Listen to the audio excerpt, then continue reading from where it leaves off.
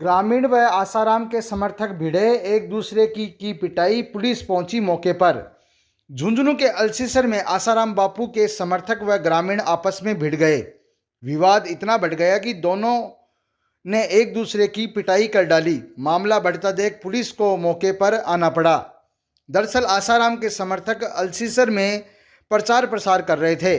गांव में दुकानों पर किताबें बेच रहे थे। इस दौरान गांव के युवक उनको टोक दिया और गांव में प्रचार प्रसार करने से मना कर दिया। इससे गुस्साए समर्थकों ने युवक की पिटाई कर दी। घटना की जानकारी पर ग्रामीण भी बड़ी संख्या में मौके पर जमा हो गए तथा मौके पर जाकर आसाराम के समर्थकों की पिटाई कर डाली।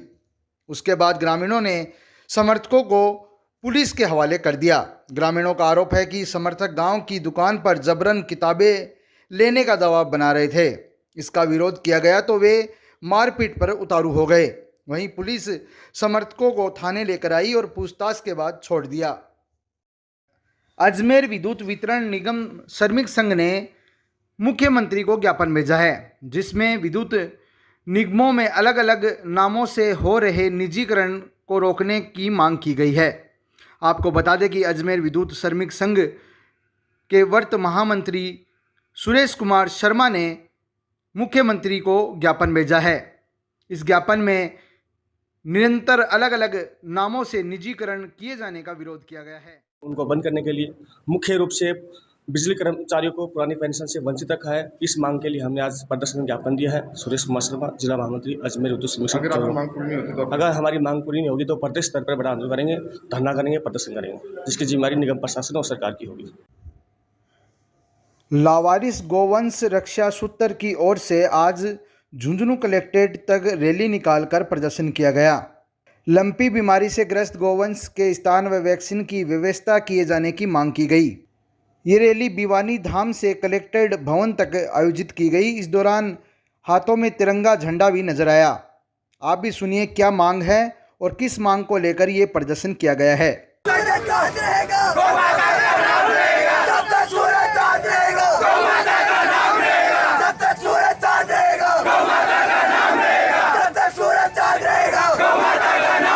सब कलेक्टर साहब ने ही खातर जो एक पशु पालन या आपका घर पाल ली ही गाय दूध दे जब तक राखी अब आगे बीमारी होता है, ना तो दवाई लगा रही और ना कोई बात, ना बारक बांट रही, रोड पर काट रही।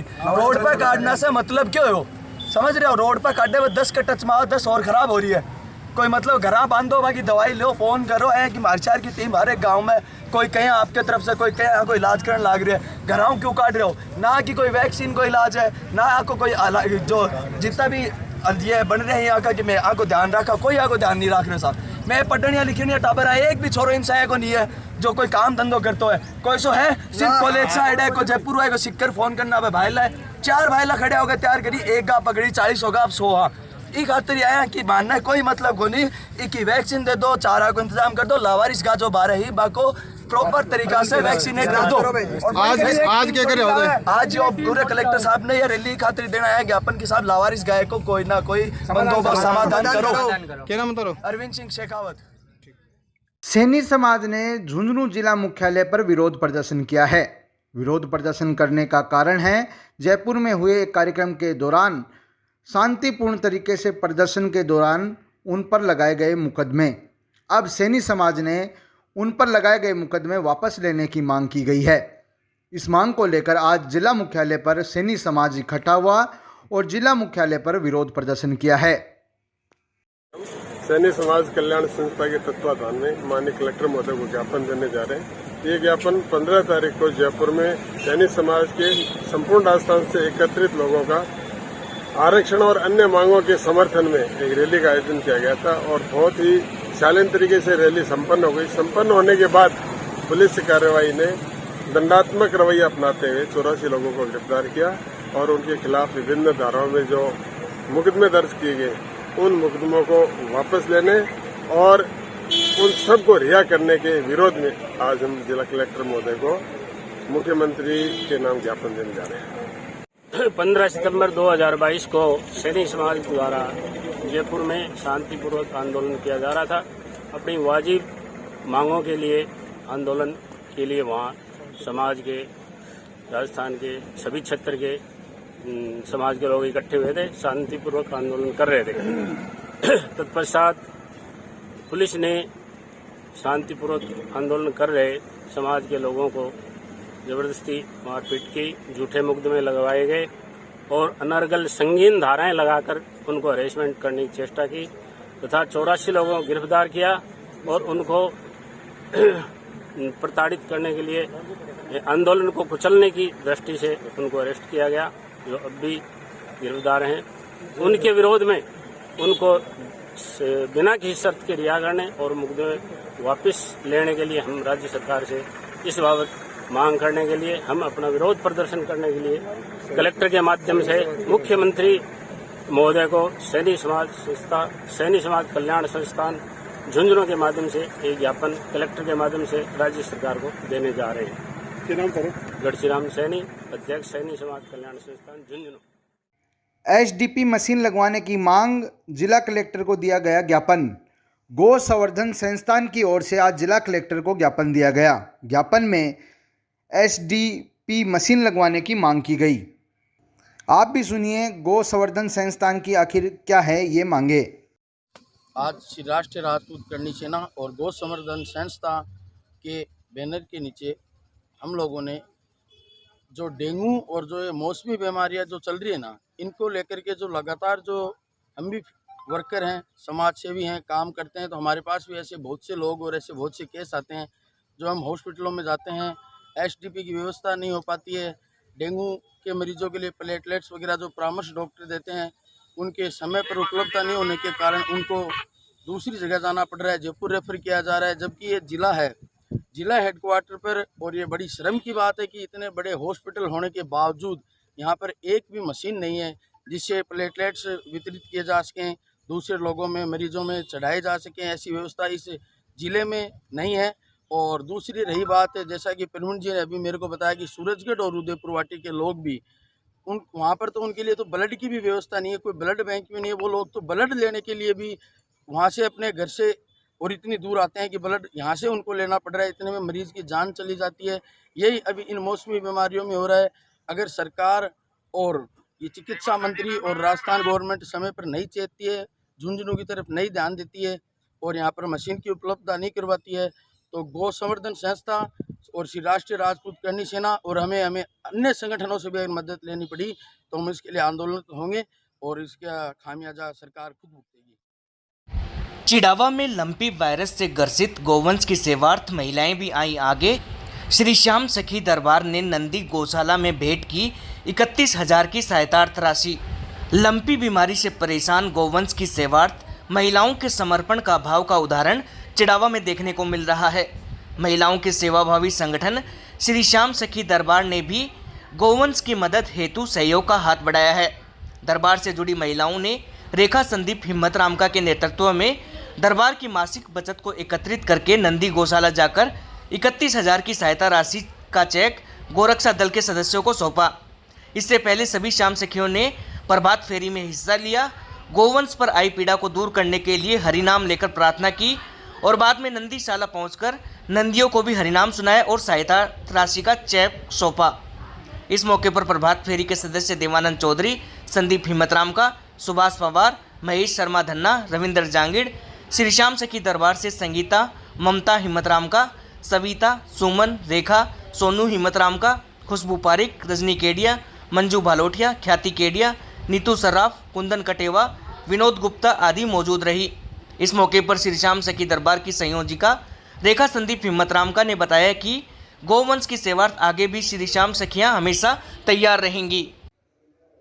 अडुका के पूर्व सरपंच मोहनलाल शर्मा बने अडुका ग्राम सेवा सहकारी समिति के अध्यक्ष। अडुका के पूर्व सरपंच मोहनलाल शर्मा अडुका ग्राम सेवा सहकारी समिति के अध्यक्ष चुने गए हैं। अध्यक्ष व उपाध्यक्ष के लिए निर्विरोध घोषणा हुई है। इसमें पूर्व सरपंच मोहनलाल शर्मा को निर्विरोध अध्यक्ष तो मोहनलाल सेन को निर्विरोध उपाध्यक्ष चुना गया है। इसके अलावा सहकारी समिति के सदस्य भी निर्विरोध चुने गए हैं। ये अडुका में पहला मौका रहा जब अध्यक्ष समेत सभी कार्यकारिणी व पदाधिकारियों को निर्विरोध चुना गया है। बता दें कि सदस्य के रूप में मनीराम मीणा, महिपाल चौहान, सुरेश चौहान, मीना जांगिड़, सुशीला देवी, रामनिवास, मोहनलाल कुमावत, सुरेश गुप्ता, बलवीर, गुलजारी लाल शर्मा को निर्विरोध सदस्य चुना गया है। इस दौरान सभी को निर्वाचन प्रमाण पत्र भी दिए गए। वहीं निर्विरोध निर्वाचन के बाद मिठाई बांटकर समर्थकों ने खुशी मनाई है। ग्राम सेवा सहकारी समिति पूर्व अध्यक्ष भी रहा हुआ हूँ। अब फिर से मेरे को ग्रामीणों ने निर्वाचित किया है, निर्विरोध निर्वाचित किया है। हमारी ग्राम सेवा सहकारी समिति अड़ुका में 12 के 12 सदस्य सभी निर्विरोध निर्वाचित घोषित किए गए। अभी अध्यक्ष और उपाध्यक्ष का भी जो चुनाव हुआ है वो भी निर्विरोध निर्वाचित घोषित कर दिया गया है। हमारी ग्राम सेवा सहकारी समिति में हमने 2005 से अध्यक्ष पद संभाला था, अभी भी बरकरार है। और हमारी सोसाइटी में पिछले वर्ष जो ऋण माफ़ी हुई थी उसमें और सोसाइटियों की बजाय हमारी सोसाइटी में सबसे अधिक 3,57,56,765 रुपये माफ़ हुए थे। उसके तुरंत बाद 3 करोड़ का लोन ग्रामीणों को और दिला दिया था।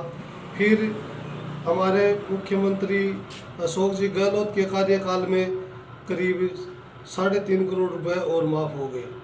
अब हमारी सोसाइटी बहुत ही अच्छे लाभ में चल रही है। जय हिंद, जय भारत। चिड़ावा पंचायत समिति क्षेत्र में बीते 2 दिन में 98 नए लंपी रोग के मामले आए सामने। वहीं इस दौरान 9 गोवंश की मौत तो 47 हुए रिकवर। चिड़ावा पंचायत समिति क्षेत्र में लंपी वायरस का आंकड़ा लगातार बढ़ रहा है। अगर पिछले 2 दिन की बात करें तो 98 नए लंपी रोग के मामले सामने आए हैं, जबकि 2 दिन में 9 गोवंश की मौत भी हुई है। अभी तक लंपी वायरस से 182 गोवंश की मौत हो चुकी है। चिड़ावा के सरकारी पशु चिकित्सालय के पशु चिकित्सक एवं नोडल अधिकारी डॉक्टर राजेश सिंगला ने बताया कि रविवार एवं सोमवार को 2 दिन में 98 नए मामले सामने आए हैं। इस दौरान 2 दिन में 9 गोवंश की मौत हो चुकी है तथा 2 दिन में 47 पशु रिकवर भी हुए हैं।